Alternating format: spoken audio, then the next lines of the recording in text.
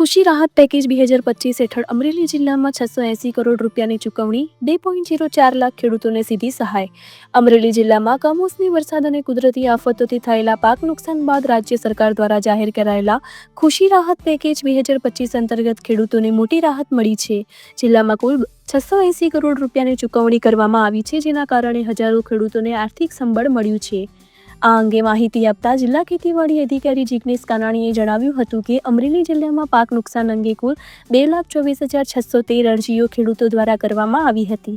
તેમાં તપાસ અને સ્ક્રુટિની બાદ 2,23,723 અરજીઓ મંજૂર કરવામાં આવી છે. મંજૂર થયેલી અરજીઓમાંથી અત્યાર સુધીમાં 2,04,000 જેટલી અરજીઓનું પેમેન્ટ ખેડૂતોના ખાતામાં જમા કરાવવામાં આવ્યું છે.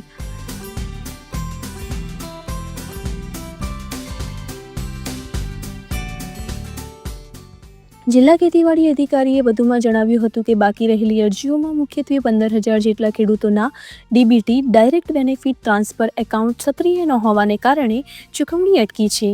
આવા તમામ ખેડૂતોનો સંપર્ક કરીને તેમની ડીબીટી પ્રક્રિયા પૂર્ણ કરાવવા માટે જાણ કરવામાં આવી રહી છે, જેથી ટૂંક સમયમાં બાકી રકમ પણ તેમના ખાતામાં જમા થઈ શકે. ખુશી રાહત પેકેજ અંતર્ગત અમરેલી જિલ્લાના અલગ અલગ તાલુકાઓમાં નુકસાનગ્રસ્ત ખેડૂતોને સહાય આપવામાં આવી છે. ખાસ કરીને મગફળી, કપાસ, તલ અને અન્ય ખરીફ પાકોને ભારે નુકસાન થયું છે. કમોસમી વરસાદ અને પવનના કારણે પાક પલળી જવાથી ઉત્પાદન ઘટ્યું હતું, જેના કારણે ખેડૂતો આર્થિક સંકટમાં મુકાયા હતા. આ સહાયથી ખેડૂતોમાં ખુશીનો માહોલ જોવા મળી રહ્યો છે. અમરેલી જિલ્લાના સાવરકુંડલા તાલુકાના ભામોદરા ગામના ખેડૂત હરેશભાઈ વિરાણીએ જણાવ્યું હતું કે કમોસમી વરસાદના કારણે મારી મગફળી અને કપાસના પાકને ભારે નુકસાન થયું હતું. સરકાર દ્વારા વળતરની જાહેરાત થયા બાદ અમે ફોર્મ ભર્યા હતા.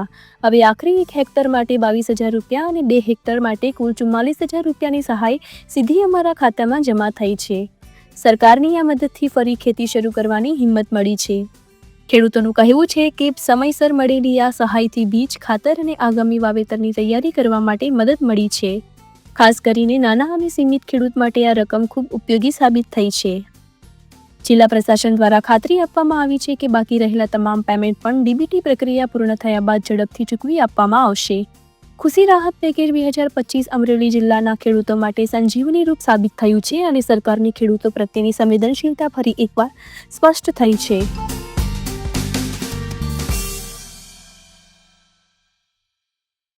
હેલો મિત્રો, અમરેલી જિલ્લાનો સાવરકુંડલા તાલુકાના મોટા ભમાદરાનો ખેડૂત છું. આપણને બધાને ખબર જ છે કે આ વર્ષે દિવાળી ઉપર જે કમોસમી વરસાદ થયો અને ખેડૂત માટે કપરા દિવસો શરૂ થયા. હાથમાં મોઢે આવેલો કોળિયો જૂટવાઈ ગયો એવી જ પરિસ્થિતિ થઈ.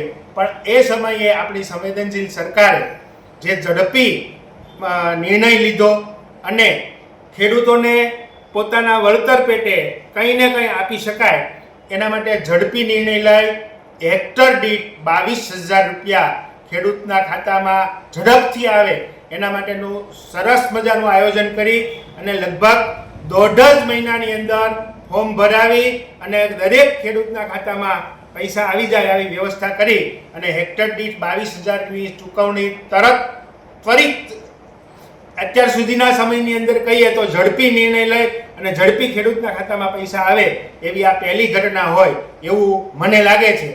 અમારા ગામની અંદર લગભગ 80થી 85% લોકોના ખાતામાં આ પૈસા આવી ગયા છે. આપ સૌના ખાતામાં પણ પૈસા આવી જ ગયા હશે. નમસ્કાર. મારું નામ જિગ્નેશ કાનાણી, જિલ્લા ખેતીવાડી અધિકારી અમરેલી.